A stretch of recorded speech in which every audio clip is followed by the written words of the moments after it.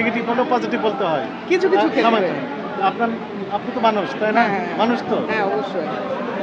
মানুষ হিসেবে আপনার দায়িত্ব আছে না? অন্য মানুষের কল্যাণ হ্যাঁ, কামনা সেটা করা। অবশ্যই। সেটা তো আপনি অবশ্যই। তারপরে আপনি ভুল তথ্য দিয়ে মানুষকে মিসগাইড করেন কেন? বাট আমি যখন ট্রাই করেছি আমি কখনো মানে এলোমেলো কিছু দেখি টাকা নাই। পেলে আপনি এলোমেলো আর দেখতে পান না। আসলে যখন মানে এটা কি বলবো? মাথা তখন ঠিক থাকে না টাকার কারণে। না সেটা না। রিভিউ তখন ভালো হইতে হ্যাঁ, থাকে। আমরা তো ওইভাবে বিস্তারিত ঘেঁটে দেখতে পারি না। আমরা তাহলে যদি চাই পারেন না তাহলে বলেন কেন যেটা ভালো? খাবারের টেস্ট যদি ভালো পাই, বাট বিস্তারিত আসলে ঘাটাঘাটি তো করা হয় না। এখন তো বুঝতে পেরেছেন ভুল হয়েছে। হ্যাঁ, হ্যাঁ, এটা অবশ্যই। ওদের এটা যে এখন তাহলে আপনি যখন এই পজিটিভ রিভিউ দিবেন তখন বিস্তারিত জেনে শুনে তারপরে হ্যাঁ, দিবেন। এক্স্যাক্টলি। এর আগে দিবেন না। হ্যাঁ, প্রত্যেকটা ফুড ব্লগারই সেটা উচিত। বাট আমাদের মানে জেনারেশনটা এখন কি হয়ে গেছে ফুড ব্লগারদের যেখানে টাকা পায় সেখানে ভালো রিভিউ। এখানে তো সমস্যা হ্যাঁ, আছে। এটাই নৈতিক সমস্যা। অবক্ষয় হয়ে ঘটেছে না?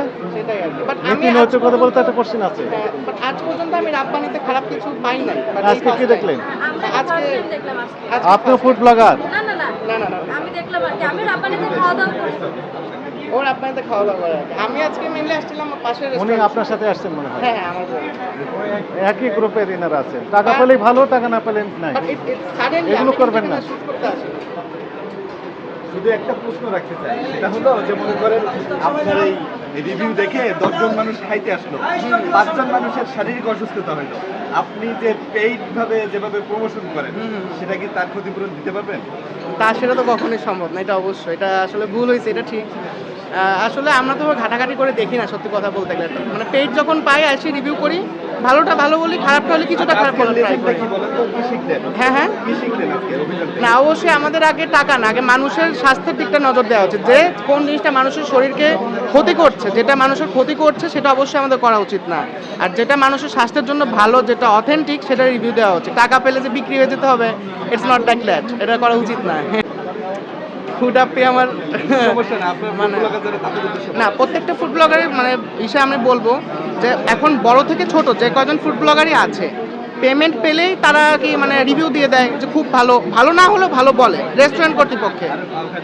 রেস্টুরেন্টের কারণে, রেস্টুরেন্টের ওনারের কারণে ভালো না হলে বলে এটা খুব ভালো, এটা খুব টেস্টি। এটা আসলে করা উচিত না। আমাদের আগে যাচাই বাছাই করা উচিত, ফুডটা কেমন, টেস্ট কেমন। প্রয়োজনে আমরা পেড রিভিউ করবো না, আমরা নিজেরা নিজেদের পকেট থেকে টাকা দিয়ে কিনে খাবো। আপনি একটু এর সাথে যোগ করবেন যে আসলে যারা এইভাবে যারা প্রমোট করে না জেনে তাদের উদ্দেশ্যে একটু কিছু বলবেন। বা হলো পেইডলি যারা আনএথিক্যাল বিজনেস। উনি বলছেন না। Unethical business. পেইড জেনে শুনে তারপরে তো প্রমোট করা উচিত, তাই না? এই রেসপন্সিবিলিটি না নিতে হবে। না জেনে শুধু টাকা পেলাম আর ভালো বললাম, এটা তো অ্যাকসেপ্টেবল হবে না। যে কাস্টমার প্রতারিত হচ্ছেন কিনা সেটা তো তার ভেবে দেখা উচিত, তাই না? সেটা ওনারা করছেন।